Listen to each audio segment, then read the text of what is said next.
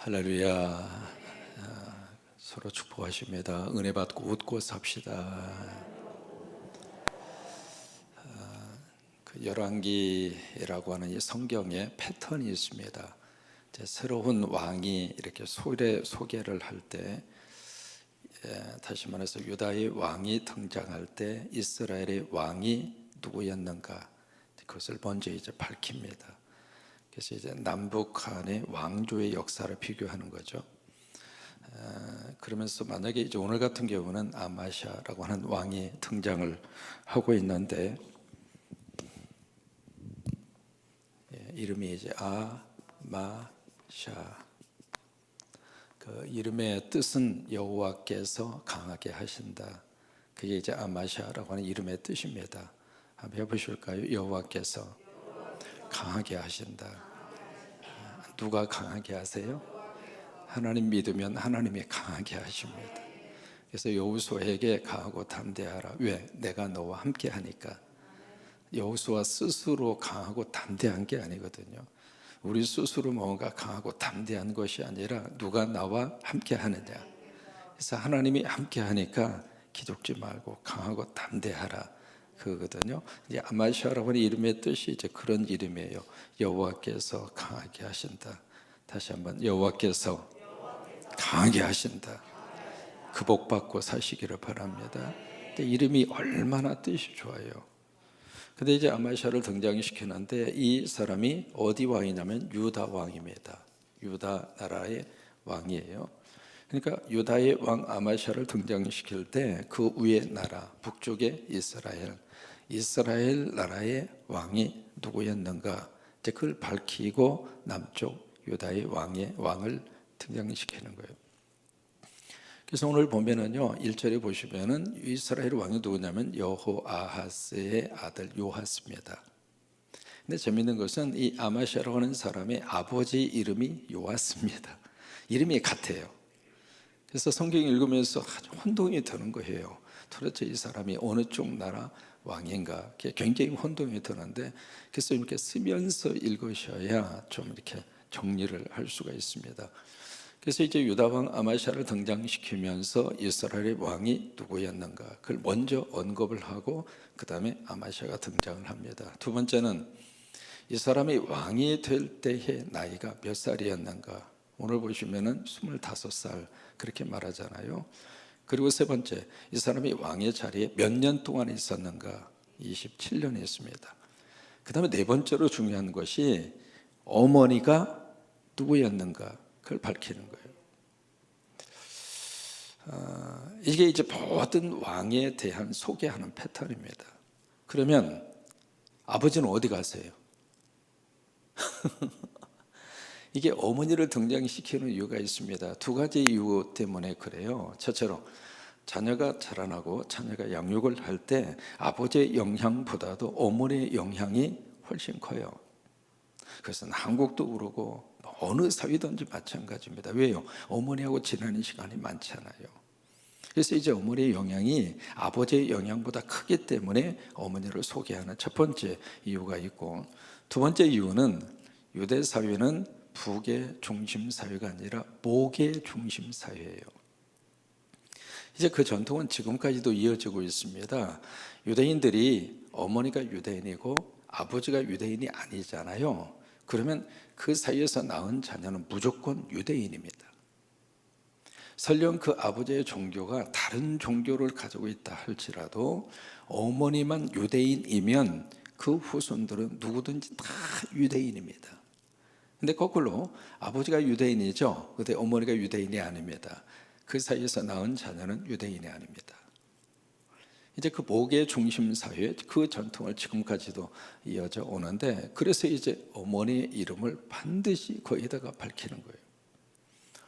오늘 이 아마샤에 대해서 세 가지의 말씀이 쭉 그렇게 기록이 되어져 있습니다. 첫째로 총체적인 평가입니다. 이 아마샤라는 왕이 27년 동안 왕으로 있는 동안에 어떤 평가를 받는가, 우리 성경을 한번 들여다보십니다. 3절로 4절인데 이게 이제 아마샤에 대한 총체적인 평가입니다. 3절, 4절. 한번 보십니다. 아마샤가 여호와 보시기에 정직히 해. 여러분 이게 참 중요한 포인트입니다. 사람이 보기에 그거 아니에요. 옆집 사람이 보기에 그게 아닙니다. 내가 나를 볼 때 그것도 아니에요. 누가 볼 때? 믿음 생활은 바로 그거예요. 하나님이 어떻게 보시느냐. 그러니까 사람이 보기에는 다른 평가를 한다 할지라도 하나님 보실 때에 너는 착하고 충성되다 하면 충성된 거예요. 사람이 아무리 좋은 평가를 한다 할지라도 하나님이 불합격, 그건 불합격이에요.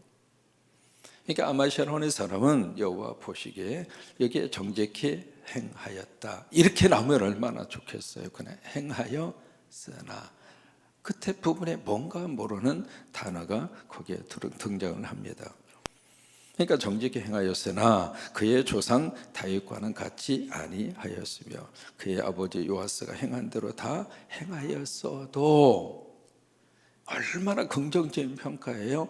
행하였어도 근데 4절에 보시면 오직 산당들을 제거하지 아니하였으므로 백성이 여전히 산당에서 제사를 드리며 분향하였더라. 여기 두 가지 차원입니다. 행하였으나 행하였어도 그 다음에 그 사이에 아니하였으며 아니하였으므로 이게 이제 아마시아에 대한 총체적인 평가입니다. 이게 긍정적인 요소와 부정적인 요소가 함께 혼합되어 있는 거예요. 여러분 모두가 다 거의 대부분 다 그렇습니다. 긍정의 요소도 있고 부정의 요소도 있고. 그러면서 이 아마시아가 아버지가 했던 그 아버지 이름이 요아스거든요. 그 요아스가 7살 때 왕된 사람이잖아요. 그의 고모부 여호야다가 대제사장으로 있을 때 요아스는 참 말씀과 기도와 그리고 신앙적으로 나라를 통치했어요. 근데 여호야다가 죽은 다음에 요아스는 엉뚱한 길을 걸어갑니다. 그래서 여호야다가 있을 때 요아스가 심혈을 기울여서 했던 것이 성전 수리예요. 여러분 오늘도 예배드리고 말씀을 들으면서 몸된 이 성전을 하나님이 수리하시는 거예요. 생각을 수리하시고 오늘 하루의 삶을 나를 수리해 주시는 거예요. 허물어진 부분을 다시 이렇게 세워주시고 오늘도 말씀 가지고 하루를 행복하게 살리라. 이게 이제 성전된 나를 하나님의 성령의 기름 부으심으로 나를 고치시고 나를 수리하시고 나를 보수하시고 이제 그 일을 한 사람이 요아스거든요. 그러니까 이 아마시아가 그 요아스의 그것을 따라서 잘 성전 중심의 믿음을 가지고 신앙생활을 했지만 그러나 4절에 오직 산당을 제거하지 아니했다. 이제 그 이야기는요, 이 산당이라고 하는 것은 솔로몬 시대에도 있었어요. 그래서 솔로몬이 기본 산당에 가서 1000번제를 바치잖아요. 그러니까 오래된 하나의 예배를 드리던 장소인 것은 분명합니다. 그런데 그 산당은 임시 예배 처소입니다. 근데 임시 예배 처소인데 제사를 드릴 때 어디 가서 드려야 하는가? 성전에서 드려야 돼요. 그게 하나님의 율법이고 하나님의 명령이거든요. 근데 하나님 앞에 제사를 드려야 되는 성전이 아니라 산당에서 계속 그 제사를 드리도록, 그러니까 하나님의 말씀의 명령을 어긴 거죠. 그게 아마시아예요. 이제 긍정적인 요소와 부정적인 요소가 함께 지금 믹스가 돼서 이렇게 합쳐져서 아마시아의 총체적인 평가가 나옵니다. 두 번째, 이제 부왕을 죽인 신복들을 5절을 보시면 죽입니다. 그게 그 앞서서 12장에 기록이 되어져 있는 그 내용이죠. 자기 아버지 요아스를 신복들이 밀로라고 하는 그곳에 가서 두 사람이 앞장서서 쿠데타를 일으켜요. 그리고 요아스를 죽입니다. 자기 아버지를. 근데 그 아버지를 죽인 그 신복들에 대한 복수를 5절에 보시면 해요. 근데 6절에 그들을 다 제거시키면서 무슨 일을 하느냐면 자녀들은 죽이지 않은 거예요. 그러니까 쿠데타에 가담을 했던 본인들은 없애지만 그의 자식들은 손을 대지 않습니다. 그 이유를 오늘 성경이 기록을 합니다. 왜 그랬을까? 이는 모세 율법자에 기록된 대로 함이라. 곧 여호와께서 명령하여 이르시기를 자녀로 말미암아 아버지를 죽이지 말 것이고 아버지로 말미암아 자녀를 죽이지 말 것이니라. 그 다음에 중요합니다. 오직 사람마다 누구의 죄로? 자기의 죄로 말미암아 죽을 것이니라. 이 하나님 말씀대로 아마시아가 순종했다 이 말이에요. 아버지가 쿠데타를 일으켰으니까 그 다음에 삼족을 멸하리라. 그래서 거의 후손들까지 다 죽인 것이 아니라 아버지의 죄는 아버지에게 묻고 자녀의 죄는 자녀에게 묻는다 그 말이에요. 여러분 한 가지 질문할까요? 성경에 연좌제가 있을까요 없을까요? 성경은 연좌제를 묻지 않습니다. 부모가 공산당이었기 때문에 자식 그 다음에 그의 후손들까지 공산당이가 그 아니라 그 말이에요. 그래서 이 관점에서 보면 한동안 한국에 뭐가 있었느냐면 가계에 흐르는 저주를 끊으라. 혹시 그 책 보신 분 계세요?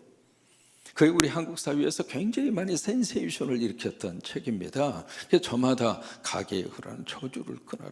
그래서 우리 가정에 할아버지 때 있었던 그것이 아버지에게 있었던 것이 네 대까지, 그리고 네 대에도 있었던 것이 내 자녀 세대까지 이어지는 이 흐르고 있는 이 저주를 어떻게 쓰든지 끊어버리자. 그렇게 해서 그것 때문에 막 금식하고 철야하고 막 작정기도 하고 그러던 순간들이 있거든요. 여러분 성경에 딱 기초해서 가게에 흐르는 저주가 있을까요 없을까요? 성서적이지가 않습니다. 만약에 아버지가 죄를 범해서 세상을 떠났는데 그 자식 때에 열심히 예수 믿어도 소용없습니까? 대답 안 하셔요. 소용없어요? 아니잖아요. 그러니까 가게에 흐르는 저주를 끊어라. 그건 굉장히 한국적인 계산이에요. 한국적인 생각이에요. 그게 이제 들어가서 그런 식으로 이론을 쭉 펼쳤습니다만, 그래서 우리가요 아무 책이라도 읽으시면 안 돼요. 여러분 아무한테라도 가서 그냥 안수 받고 말씀 배우고 여러분 그러시면 안 돼요. 조심하셔야 됩니다. 그러니까 오늘 성경 말씀에 아마시아가 그 성서적인 말씀에 기초를 해서 아버지가 잘못했지만 자식들은 죽이지 않았다고 하는 거예요. 왜? 그게 하나님이 주신 말씀이고 그것이 모세를 통해서 하나님이 주신 말씀의 내용이었기 때문에 아마시아가 그렇게 했다고 하는 거예요. 그 다음에 무슨 일이 있느냐면 7절에 보시면은요, 이 아마시아가 전쟁을 합니다. 이 전쟁을 통해서 아마시아가 승리를 해요. 에돔 사람 10,000명을 죽이고 그리고 또 전쟁을 해서 셀라를 취하고 해서 이제 큰 전쟁의 승리를 얻었죠. 그래서 이제 이 전쟁을 통해서 자신감을 얻은 이 아마시아가 북쪽 이스라엘 왕 요아스에게 선전포고를 합니다. 그것이 이제 바로 여기 8절에 보시면 오라 우리가 서로 대면하자. 그 말씀이 있잖아요. 8절 그 부분에 이게 서로 만나자 그 말이 아닙니다. 전쟁터에서 우리가 만나자 그 말입니다. 선전포고를 한 거예요. 그래서 요아스가 자신감을 가지고 북쪽 이스라엘에게 우리 한판 붙자 그렇게 해서 이제 선전포고를 했는데 그 선전포고를 들은 이 이스라엘 왕 요아스가 아마시아에게 편지를 보냅니다. 편지를 보내면서 거기에 비유를 해요. 여기 나무 비유가 나오거든요. 레바논의 가시나무가 레바논의 백향목에게 뭐라고 제안을 하느냐면 당신 딸하고 우리 아들하고 결혼하자. 그렇게 이제 제안을 했다는 거예요. 이제 그 말을 듣고 레바논의 들짐승이 바로 가시나무를 다 제거시켜버리고 짓밟아 버렸다. 지금 여러분 이 비유가 무엇을 말해주고 있느냐면 여기에 레바논의 가시나무는 아마시아 바로 당신이라 이 말이에요. 레바논의 백향목은 누구냐면 나 이스라엘의 왕 요아스라 그 말이에요. 아니 당신하고 나하고 이게 지금 급이 다른데 당신하고 나하고 지금 수준이 다른데 어떻게 가시나무 같은 존재가 백향목 비교할 수 없는 우리 가정에 딸하고 혼인을 맺으려고 하느냐 그 말이죠. 그래서 레바논의 들짐승이 누구냐면 이스라엘의 군인들이에요. 그 군인들이 와서 유다의 나라 당신 나라를 완전히 짓밟아 버리겠다. 그러면서 여기 요아스가 10절에 그렇게 이야기합니다. 10절에 뭐라고 이야기하느냐면 당신이 에돔을 쳐서 파하였으므로. 그 전쟁에서 좀 이겼다고 당신 지금 교만해서 지금 나에게 싸움을 걸어오는데 왕궁이나 내 집으로 돌아가라. 어찌하여 화를 자초하여 너와 유다가 함께 망하고자 하느냐. 집으로 가라 그래. 집에 가서 애나 봐라 그 말이에요. 싸움 걸지 말고 이 싸움은 당신에게 있어서는 철저히 망하는 싸움이니까 생각 고쳐먹고 집으로 돌아가서 애기나 봐라 그거예요. 근데 이 제안을 받은 아마시아가 여기 11절에 보시면은요, 어떤 반응을 보이고 있느냐면 11절을 함께 읽습니다. 시작. 아마시아가 그와 유다의 왕 아마시아가 유다의 베스메스에서 대면하였대. 아마시아가 안 듣는 거예요. 아니, 처음부터 들을 생각이 없었던 거죠. 여러분, 사람이 참 묘해요. 뭔가 이렇게 말이 들린다고 하는 것은 마음이 열려야 돼요. 마음이 닫혀 있으면 아무리 정직하고 좋은 말을 해주어도 안 들려요. 그래서 말씀을 들을 때 성령님 내 마음을 열어 주시옵소서. 성령님 우리 안에 성령으로 충만하셔서 하나님의 음성이 들리게 하여 주옵소서. 꼭 그 기도를 하셔야 돼요. 이 아마시아 입장으로서는 너무 좋은 충고를 요아스가 해준 거잖아요. 이 두 집안이 친척지간이에요. 남남이 아닙니다. 그래서 진심 어린 충고를 했음에도 불구하고 아마시아가 안 들었어요. 아니, 들을 생각이 없었습니다. 왜? 전쟁을 선전포고했기 때문에 들을 마음도 없었고 듣고자 하는 생각도 없었던 거죠. 결국 이 아마시아하고 이 요아스하고 베스메스에서 이제 전투가 벌어집니다. 이것이 남북한 최초의 전쟁입니다. 베스메스 전투라고 하는 유명한 전쟁입니다. 그 전쟁에서 어떻게 됐는가? 이 아마시아가 통치하는 이 유다의 나라를 요아스가 완전히 쑥대밭을 만들었어요. 결국 아마시아는 포로로 끌려가게 됐고 왕궁에 있는 것 할 것 없이 제대로 된 사람들, 쓸만한 사람들 다 사로잡아서 사마리아로 포로로 다 끌고 갑니다. 오늘 이 아마시아의 이 모습을 보면서 우리가 뭘 느끼느냐면 교만은 바로 뭐예요? 패망의 선봉이라고 하는. 처음에 아마시아가 통치를 참 잘했습니다. 아버지가 했던 것처럼 성전 중심의 믿음 생활을 했고요. 아버지를 죽인 그 쿠데타의 주역들을 없애면서도 하나님의 말씀을 따라서 그의 자녀들은 살려주었고요. 참 신앙적으로 믿음으로 아마시아가 처음에는 잘 그렇게 했던 사람이 전쟁에서 이기면서 교만해지고. 여러분, 잘 나갈 때 사실은 더 잘해야 됩니다. 사람이 넘어지잖아요. 넘어진 그 자리에서는 교만할 여력이 없습니다. 넘어졌는데 어떻게 교만해요? 넘어진 그 자리에서는 어떻게 쓰는지 일어나기 위해서 시간도 없고 다른 생각할 겨를이 없습니다. 어떻게 쓰는지 일어나고자 하는 그 의지와 그 생각밖에는 없어요. 그런데 이게 잘 나갈 때 모든 일들이 잘 풀어지는 그 순간에 사실은 가장 위험한 순간이에요. 이민자 사회를 보면서도 느끼는 게 참 많았습니다. 처음에 이민 오잖아요. 먹고 사는 것이 보통 일이 아닙니다. 그러니까 나름대로 이 부부지간에 직장도 하나가 아니라 둘, 세 개 뛸 수 있는 것만큼 뛰어야 돼요. 그리고 한 달 벌어서 한 달 이렇게 생활하고 나면 남는 게 없습니다. 그러니까 아무리 많이 벌어도 그냥 미국이라고 하는 사회 자체가 그래요. 그러니까 열심히 일을 안 할 수가 없습니다. 그래서 열심히 일을 해요. 그래서 먹지도 않고 쓰지도 않고 밤낮으로 그렇게 일을 해서 어느 정도 이제 집도 사고 나름대로 이제 가지고 싶은 자동차도 사고 그래서 어느 정도 안정이 되잖아요. 안정이 되면 참 묘해요. 그때 가서 부부의 관계가 깨지는 케이스가 너무 많은 거예요. 왜 그럴까? 왜 그럴까? 그 전에는 먹고 살기 위해서 정신없이 살면서 그런 모습으로 서로 의지하고 그렇게 살다가 이제 살만 하니까 이제 상대의 허점이 보이고 그동안에는 그냥 옆에 있어줘도 감사했는데 이제 좀 여유가 생기니까 이게 34, 54, 34가 왔다 갔다 하니까 이게 무슨 도라모통이 왔다 갔다 하나 해서 이제 그때부터 마음도 생각도 떠나고. 여러분, 잘 나갈 때 사실은 더 조심해야 돼요. 아마시아가 그런 거예요. 그래서 아마시아가 그 전쟁에서 이긴 다음에 교만하지 않았다면, 그가 잘 나갔을 때 더 겸손하게 그 나라를 통치했더라면 그도 포로로 끌려갈 일이 없었을 것이고 유다도 비참한 이 경우에 빠지지 않았을 거예요.